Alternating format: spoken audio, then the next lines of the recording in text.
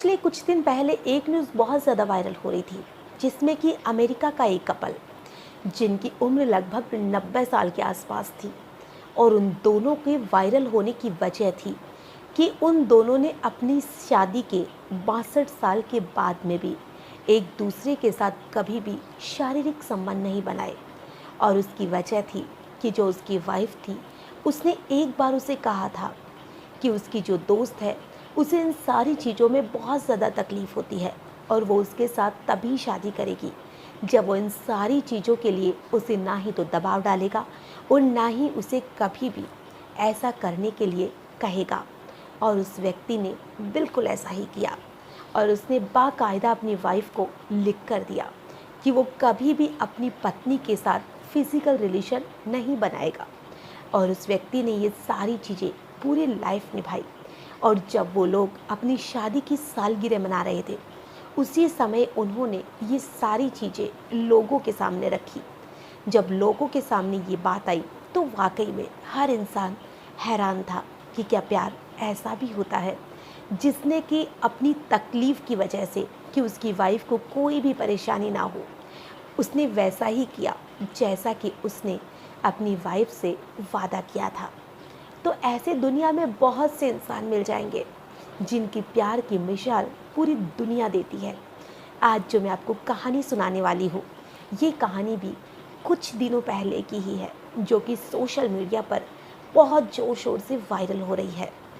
ये जो कहानी है, इसमें भी एक व्यक्ति ने प्यार की ऐसी ही मिसाल लोगों के सामने पेश की है, जिसे कि अगर आप सुनेंगे तो आपके भी मुंह से यही निकलेगा कि खास ऐसा प्यार हर व्यक्ति को नसीब हो। नमस्कार, आदाब, सत श्री अकाल। मैं हूं नंदिनी यादव। आज जो मैं आपको कहानी सुनाने वाली हूं, इस कहानी की शुरुआत होती है बिहार के गोपालगंज थाने से, जहां पर एक लड़की जिसका नाम पिंकी था, जो कि 10th क्लास तक पढ़ी हुई थी, लेकिन वो सोशल मीडिया को बहुत ज़्यादा पसंद करती थी और वो अपना अधिकतर समय सोशल मीडिया पर ही बिताया करती थी।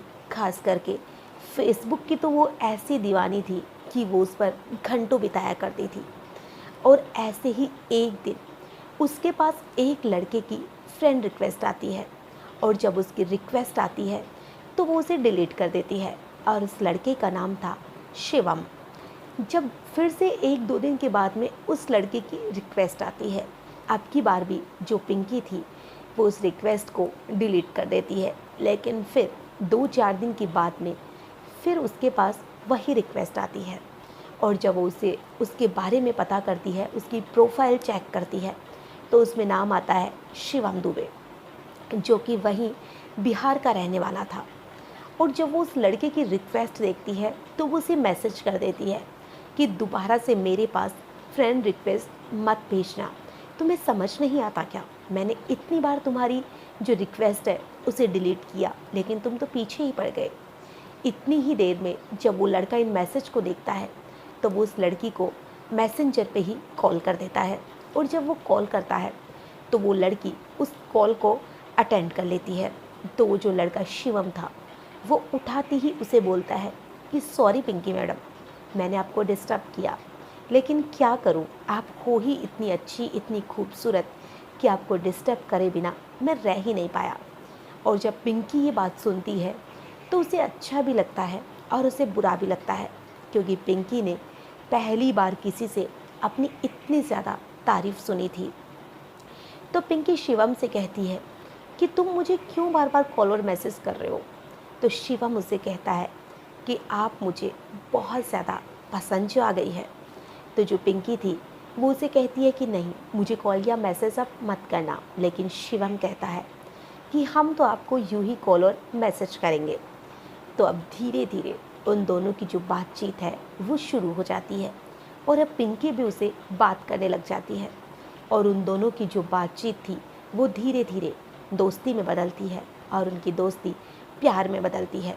अब उन दोनों को बात करते हुए लगभग 7 महीने का वक्त हो चुका था, लेकिन जो शिवम था वो उसे बहुत ज़्यादा पसंद करता था, और वो उसे एक दिन शादी के लिए प्रपोज़ कर देता है।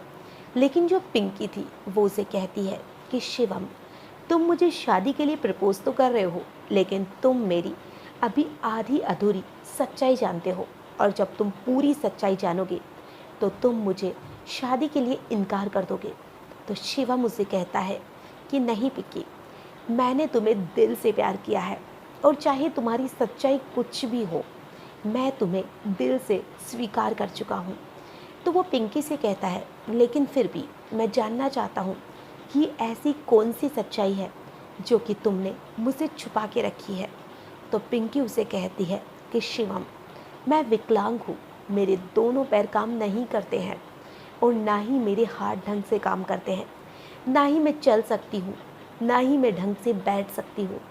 तो तुम मेरे साथ शादी करके क्या करोगे? शिवम मुझसे कहता है कि मैं तुम्हें एक बार देखना चाहता हूँ। तो पिंकी उसे अपने घर के पास में ही बुला लेती है, और वो अपने घर से ही उसे अपनी एक झलक दिखाती है, जो कि उसने अपने घर के बाहर ही उसे बुलाया था। अब जो पिंकी थी वो खुद से घर के बाहर भी नहीं जा सकती थी, तो उसने उसे कैसे ना कैसे करके अपनी झलक दिखा दी और अपनी फ़ोटो भी सेंड कर दी। लेकिन जो शिवम था वो अपने प्यार पे डटा हुआ था, और शिवम ने कहा कि कोई बात नहीं पिंकी, शायद मेरी किस्मत पे यही था। अब एक दिन शिवम उसे कहता है कि तुम ये बताओ कि तुम मुझसे शादी कब करोगी, मैं तुम्हें लेने कब आऊँ। तो पिंकी उसे कहती है कि मेरे घर वाले इस शादी के लिए कभी भी नहीं मानेंगे, क्योंकि हमारी जो जाति है वो एक दूसरे से अलग है। जो शिवम है वो उसे कहता है कि कोई बात नहीं, हम लोग घर से भागकर शादी कर लेंगे। तो शिवम अपनी माँ से बात करता है कि माँ, मुझे एक लड़की पसंद आ गई है, लेकिन जो उसकी माँ है वो उसे कहती है कि कोई बात नहीं, और उसके घर वाले इस चीज़ का बिल्कुल भी विरोध नहीं करते हैं। अब इधर जो शिवम था वो एक दिन पिंकी के घर जाता है, जिस दिन पिंकी के सभी घर वाले किसी शादी समारोह में बाहर गए हुए थे। और अब जो शिवम था वो पिंकी को उसके घर से उठाता है, और जो वो गाड़ी लेकर गया था उसी गाड़ी में पिंकी को बिठाता है, और उसे लेकर जहाँ पर वो जॉब करता था, यानी कि वो पंजाब में एक पाइपलाइन को जोड़ने का काम किया करता था, तो वो पिंकी को लेकर पंजाब आ जाता है। अब जब पिंकी की माँ घर आती है तो वो देखती है कि पिंकी तो घर से गायब है, और वो उसे हर जगह ढूंढती है, क्योंकि जो पिंकी थी वो विकलांग थी। तो उसकी माँ को डर था कि उसकी बेटी तो कहीं जा भी नहीं सकती है, तो कहीं किसी ने उसका अपहरण तो नहीं कर लिया। तो उसकी माँ जो इसकी रिपोर्ट है वो थाने में लिखवाती है, और पुलिस वालों से गुहार लगाती है कि उनकी जो बेटी है वो विकलांग है, और वो तो चल फिर भी नहीं सकती है, तो हो सकता है उसका किसी ने गलत नीयत के लिए किडनैप कर लिया हो। इधर जो पुलिस वाले हैं वो उसके फ़ोन के हिसाब से लोकेशन पता करने की कोशिश करते हैं, लेकिन जो उसका फ़ोन था वो बंद आ रहा था।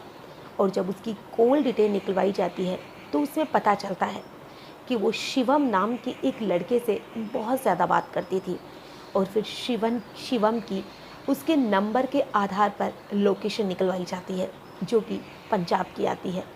और अब जो पुलिस वाले थे वो शिवम को कॉल करते हैं और उसे सारी बात बताते हैं, और उसे थाने आने के लिए कहते हैं। और जो शिवम था वो बिना डरे पिंकी को लेकर थाने आ जाता है, और साथ ही वो अपने घर वालों को भी वहीं बुला लेता है।